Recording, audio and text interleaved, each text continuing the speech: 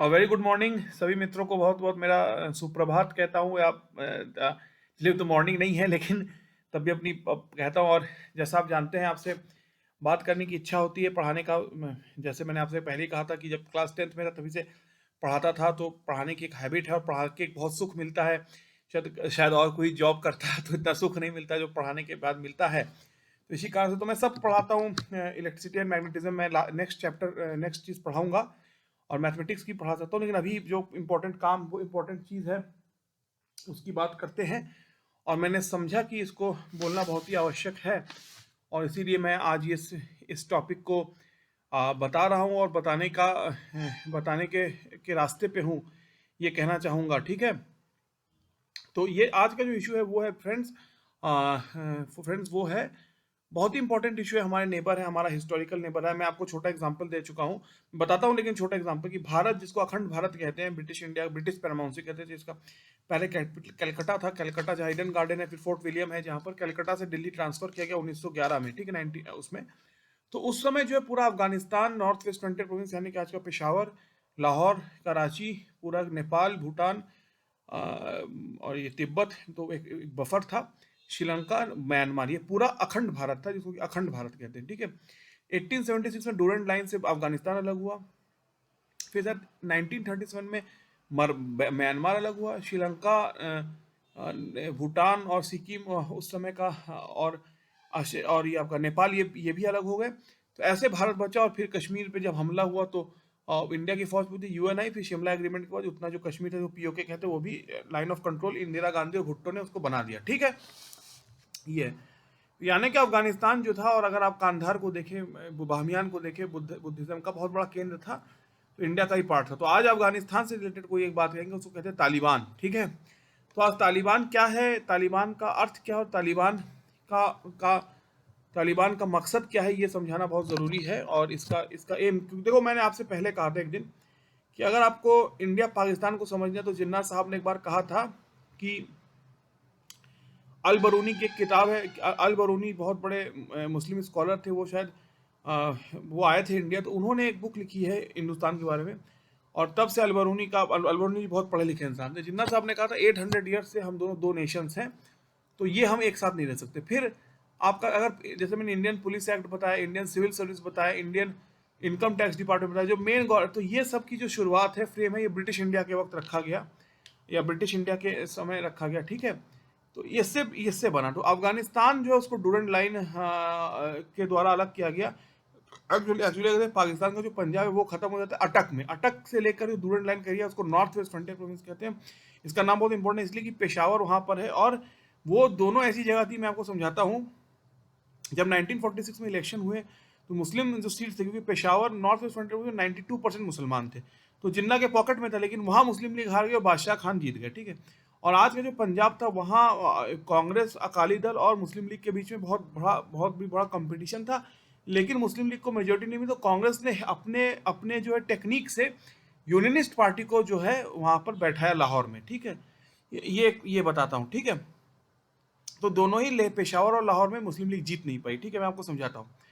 तो मैं पेशावर का नाम करूँ, तालिबान का है, तो कॉन्सेप्ट क्या है, तालिबान का उससे रिलेशन क्या है, तो मैं आपको समझा देता हूँ कि जैसे इंडिया पाकिस्तान बना, तो इंडिया ने एक फंडामेंटली नॉन अलाइनमेंट, मतलब तो मैं आपको, वर्ल्ड वॉर 2 खत्म हुआ, और वर्ल्ड वॉर 2 में जो है इंडिया की फौज लड़ी, 25 लाख की फौज, जिसमें जिस इंडियन आर्मी में हमारे दादाजी एम्प्लॉय थे ब्रिटिश इंडियन आर्मी के। ठीक है, और जो है आपका जो है वर्ल्ड वॉर चला, और एक्चुअली जो है जब जापान पे एटम बम गिरा, तो वर्ल्ड वॉर तब खत्म हुआ। जापान ने अनकंडीशनल अपोलॉजी की, उसने जो है आत्मसमर्पण किया जापान की आर्मी ने, और तब खत्म हुआ। और यूएनओ एक बना, यूनाइटेड नेशंस बना आपका, जिसमें कि अमेरिका, इंग्लैंड जो जीत गए थे, जो जीते हैं, और क्या नाम है, फ्रांस और यूएसएसआर, इन लोगों ने मिलकर यूएनओ का पांच पांच परमानेंट मेंबर हुए। ठीक है, मैं आपको प्रिय छू के कहना की इच्छा रखता हूँ। ठीक है, और ये बना, ये जज बन गए दुनिया के, और पहला 45 में यूएनओ बना, और 47 में कश्मीर का जब मुद्दा हुआ, तो नेहरू जिसको यूएनओ ले गए। ठीक है,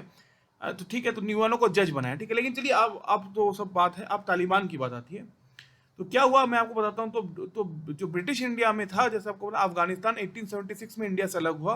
एक्चुअली जिसको हम पठानिस्तान कहते हैं, पख्तूनख्वा कहते हैं, साइबर पख्तूनख्वा, वो अटक के बाद शुरू होता है, और उसको दो भाग में तोड़ दिया गया, उधर काबुल गया और इधर पेशावर है। अगर आप देखें अभी महाराजा रणजीत सिंह जो सिख एम्पायर थी वो आज के दिल्ली से लेकर काबुल तक थी, ठीक है।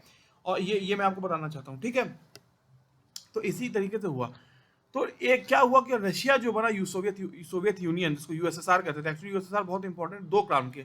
नेताजी सुभाष चंद्र बोस ने जब इंग्लैंड के खिलाफ वॉर डिक्लेयर किया तो यूएसएसआर, बल्कि वो जर्मनी के अगेंस्ट था, लेकिन यूएसएसआर ने उसके बाद भी नेताजी को वो दिया, प्लेटफॉर्म दिया, उसको रिकॉग्नाइज किया, नेताजी की आज़ाद हिंद फौज को।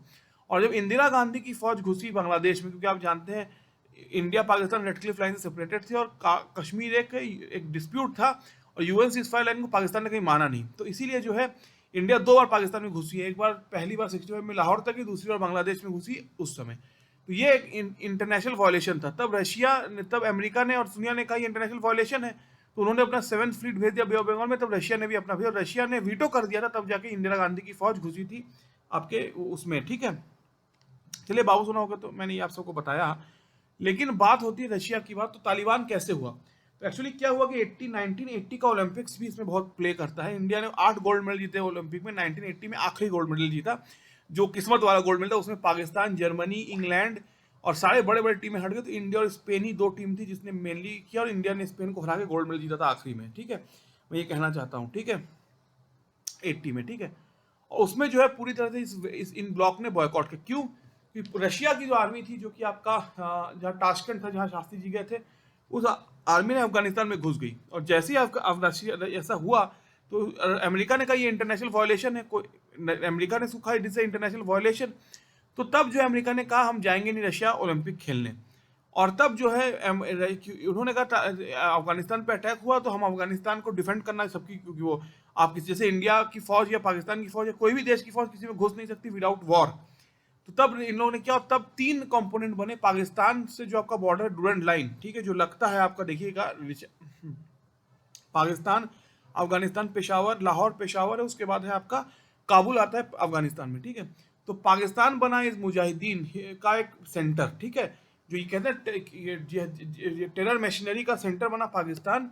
अमेरिका ने इसको फेड किया, पूरा पैसा दिया, और अमेरिका ने जो है इसको किया, क्योंकि क्या है, दुश्मन का दुश्मन दोस्तों। अमेरिका ने रशिया को टैकल करने के लिए ये मुजाहिदीन क्रिएट किए, इसको जो टेररिस्ट कहते हैं, अफगानिस्तान वॉर में समय। और इन्होंने जो है पाकिस्तान को तो बेस ग्राउंड यूज किया। बेस मैप देखिए, पाकिस्तान का मैप अगर आप देखेंगे तो डूरेंट लाइन से जो है पाकिस्तान का बेस तैयार किया। उसने जाके अफगानिस्तान में फिर ये लड़ाई लड़ी, और रशिया की फौज जो अफगानिस्तान में घुसी थी, तो इसी का ये जो वक्त था जिसको आपका जब ये जो पाकिस्तान में जो टेररिस्ट जो सेंटर्स क्रिएट किए, अमेरिका क्रिएट हुए, जिसने अफगानिस्तान की लड़ाई लड़ी, अमेरिका ने जो है इसको जो है खाना खिलाया इसे। तो इसी को कहते हैं तालिबान इसको कहते हैं, कट्टरपंथी ग्रुप तालिबान कहते हैं। और इन्होंने जो है पहली बार तालिबान का जितना मैंने पढ़ा है, तो उसको पाकिस्तान के एक बहुत बड़े जनरल थे, उनका नाम था नसीरुल्लाह बाबर।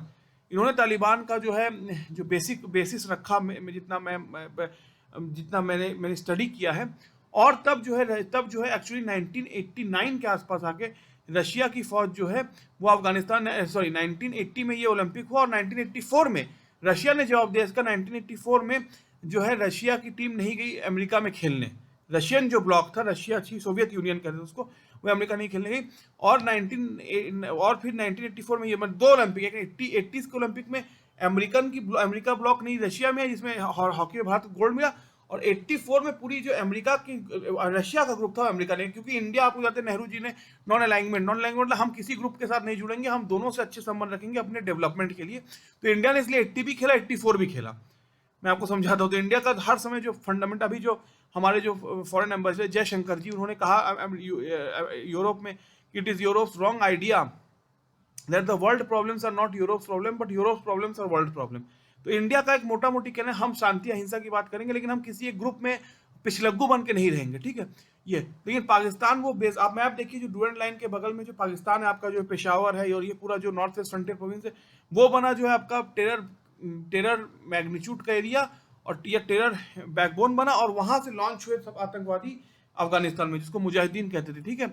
और मुजाहिदीनों ने फिर ये फाइट लड़ी, और जो है तो सोवियत संघ पीछे हट गई, और उसके बाद ही सोवियत यूनियन का ब्रेकअप हो गया, क्योंकि सोवियत यूनियन का जब ब्रेकअप हुआ तो क्योंकि सोवियत यूनियन की पाकिस्तान से इसलिए बहुत वो थी कि इंदिरा गांधी ने जब पाकिस्तान तोड़ा था या बांग्लादेश क्रिएट कराया था, तो सोवियत ने वीटो कर दिया था पूरे में, और तब इंदिरा गांधी की फौज घुसी थी, क्योंकि यूएन सबसे बड़ा दुनिया का वो है, जज है, ठीक है, या नेता है कह लीजिए, ठीक है। तो इसीलिए जो है ये था, तो तब पाकिस्तान ही वो बेस ग्राउंड जिससे यूएन शुरू होता। अमेरिका और पाकिस्तान का तब जाके बहुत अच्छा एक भाईचारा बना, जब तक कि ओसामा बिन लादेन को उन्होंने नहीं छुपाया था। ओसामा बिन लादेन के अमेरिका भी समझ गया इसकी इसकी हैसियत, ठीक है। लेकिन ऐसे इंडिया ने हर समय दोनों ब्लॉक से अपना जो है अपना ऑफिशियल, क्योंकि देखिए पाकिस्तान ने अमेरिका को की अमेरिका ने पाकिस्तान से जब पाकिस्तान जब अमेरिका का वो मिलिट्री सहायताकार बन गया, तो इंडिया को भी बहुत प्रॉब्लम हुई। तो इंडिया ने तब रशिया से वेपन लेने शुरू किए, और इंदिरा गांधी के समय इंडो रशिया फ्रेंडशिप ट्रीटी भी हुआ था, गाना भी है आवारा हूँ, तो रशिया में बहुत फेमस है, ए वतन तेरी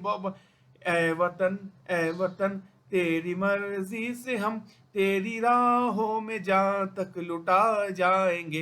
ये गाना जो रशिया में बहुत पॉपुलर है, ये गाना रशिया में। और मेरा जूता है जापानी ये पतलून मेरा जूता है जापानी ये पतलून इंग्लिस्तानी, सर पे लाल टोपी रूसी फिर भी दिल है हिंदुस्तानी। तो जापानी जूता है, सर पे टोपी लाल है, लाल टोपी है, फिर भी दिल है, जूता है जापानी, पतलून हिंदू इंग्लिस्तानी, सर पे लाल टोपी रूसी फिर भी दिल है हिंदुस्तानी, ये है, ठीक है। तो रूस का इंडिया का एक बहुत बड़ा वो था। इंडिया ने बहुत ही बुद्धिमानी से खेली, इंडिया ने अमेरिका से भी बहुत अच्छे संबंध रखे, यहाँ तक कि जब 62 में वो लड़ाई हुई चाइना से, तो अमेरिका को ही नेहरू जी ने लेटर लिखा था, अमेरिका बहुत बीच में आया उसमें। और हर समय अमेरिका से कभी इंडिया की वो नहीं रही, लड़ाई नहीं, मतलब सीधी लड़ाई नहीं, लेकिन पाकिस्तान अमेरिका का पिछलग्गू बन गया, तो अब तो इसीलिए जो है वो उसमें हुआ। तो ये चीज़ें जो है फंडामेंटली थी। तो तालिबान का क्रिएशन हुआ अफगानिस्तान में as a fighting unit against Soviet, और पाकिस्तान उसका बेस ग्राउंड बना और अमेरिका उसका फंडर बना। तो इसी टाइप के ओसामा बिन लादेन का क्रिएशन हुआ, और तालिबान ने उसको रशिया को हरा दिया, और रशिया को जैसे रशिया को अपने अपने एरिया से बाहर करवा दिया। और रशिया को जैसे बाहर गया, तो फिर जो है उसके बाद रशिया का जो टुकड़ा, रशिया डिसइंटीग्रेट हो गया सोवियत यूनियन, सोवियत संघ कहते थे, और वर्ल्ड बाइपोलर से यूनिपोलर हो गया। पहले बाइपोलर हुआ था रशिया और अमेरिका के कारण, ठीक है।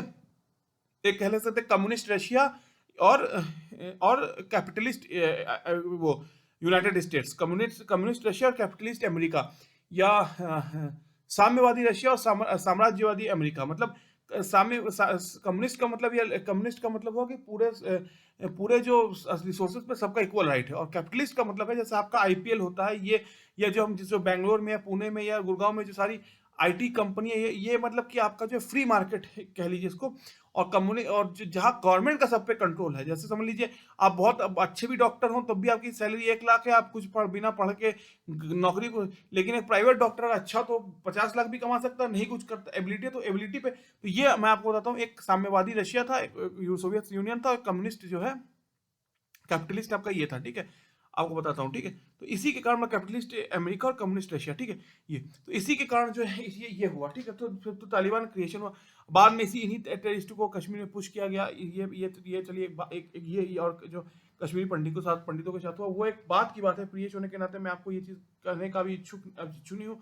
आ जाता है तालिबान पे, तो 3 फैक्टर मैं फिर कहता हूँ। देखिए, सबसे पहला फैक्टर है रशिया घुसा अफगानिस्तान में, नॉर्थ वेस्ट फ्रंटियर प्रोविंस इसको वो घुसा। हाँ, अमेरिका ने कहा, ये अमेरिका पूरी दुनिया ने इसको वर्ल्ड ऑर्डर का डिस्ट्रक्शन माना।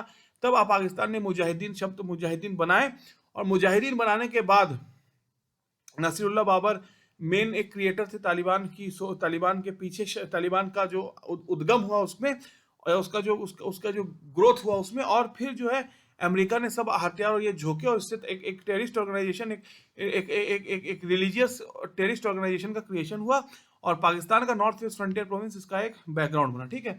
ये हुआ, ठीक। और ये हुआ, और जैसे और 2 एग्जांपल देता हूँ। 80s के ओलंपिक में कोई अमेरिकन ब्लॉक की टीम रशिया नहीं गई, जिसमें इंडिया ने आखिरी गोल्ड जीता। और 84 में कोई रशिया की ब्लॉक की टीम अमेरिका में, इंडिया नॉन अलाइंग थे, इसलिए इंडिया दोनों में गई, ठीक है। मैं आपको बाबू प्रियेश होकर ये चीज बताना चाहता हूँ, ठीक है।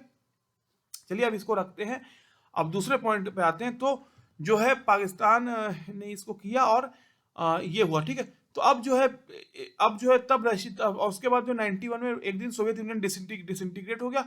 उसके 15 जो है, अभी देखिए यूक्रेन वॉर चल रहा है, ये है। और फिर आपका जो है ये उज्बेकिस्तान है। तो ये जो आज रशिया का बॉर्डर है, इसको आप स्टडी कर सकते हैं। लेकिन मैं कह रहा हूँ कि रशिया के एक जनरल ने कहा कि हम सिख नहीं है कि हम जो है काबुल पे कब्जा कर सके।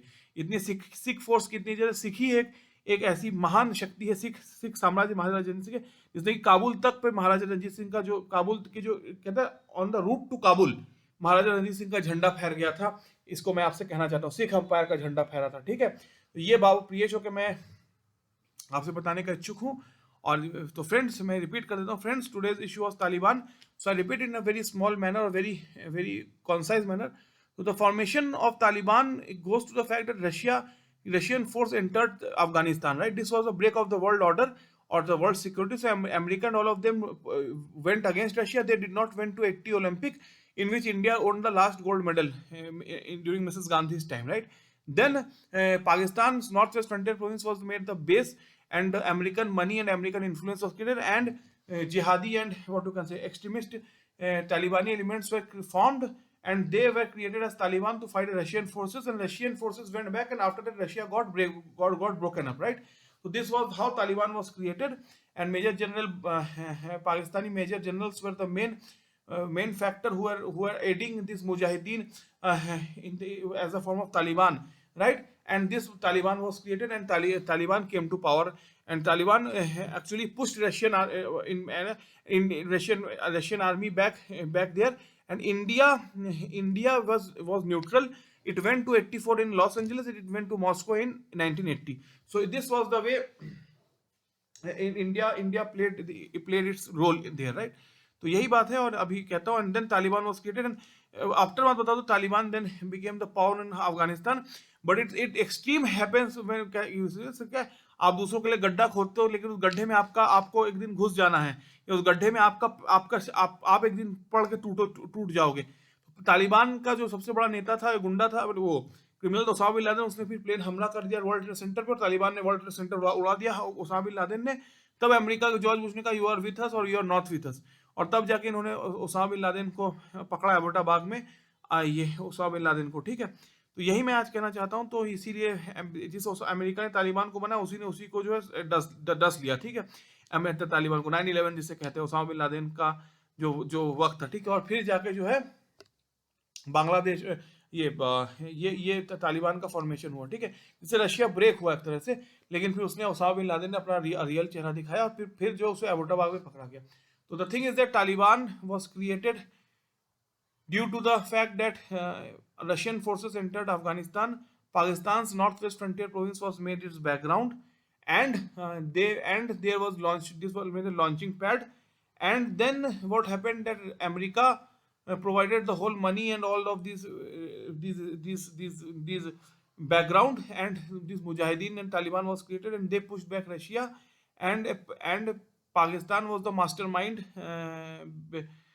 Before this all terrorist and jihadism and extremism in Afghanistan, right? So this is the story, and then Russia broke up, India's greatest friend broke up, mera juta hai Japani ye patloon Englishstani, that song, right? And see, this is happened, but India always, I praise Mrs. Gandhi and Mr. Nehru, that India, though Russia is the nearest friend of India and it has always been, but India on paper has always been non-aligned. It has always it has not been a one-sided affair, right? Like in Manmohan Singh time, then Indo-US nuclear deal took place. Russia is our oldest supplier. So India's policy is that we are not against any, or we want help, and from everyone in field of science and technology. That's how we want to develop India. This is the creation of Taliban, and this is the story of Taliban. I hope that it is very appropriate for you all. आप सबको पसंद आया होगा, और मैं आशा करता हूं कि आप मेरे नेक्स्ट लेक्चर को सुनेंगे। ये तालिबान के ऊपर मेरा भाषण था। सब नमस्कार।